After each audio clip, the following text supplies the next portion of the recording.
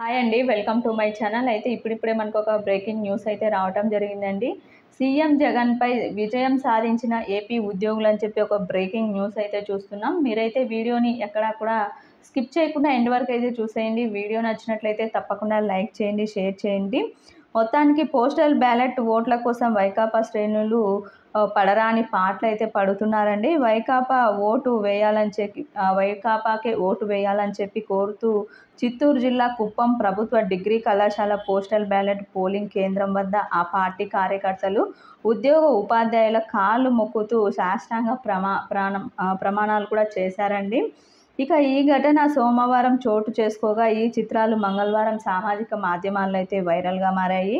తమ సమస్యలపై గొంతెత్తి అరిచినా, పోరాడినా పట్టించుకొని వైకాపా ప్రభుత్వం ఇప్పుడు ఓట్ల కోసం కాళ్ళపై పడి మరీ ఉద్యోగ ఉపాధ్యాయ అంగన్వాడీల నాయకులైతే పేర్కొంటున్నారు. ఈ విధంగా అయితే చిలకలూరుపేట గ్రామీణ ప్రాంతంలో కూడా పల్నాడు జిల్లాలో సంబంధించి చిలకలూరుపేట నియోజకవర్గంలో కూడా పోస్టల్ బ్యాలెట్ ఓట్లకు సంబంధించి జరిగిన పొరపాటును బాధ్యులైన నాదెండ్ల తహసీల్దార్ అనేటువంటి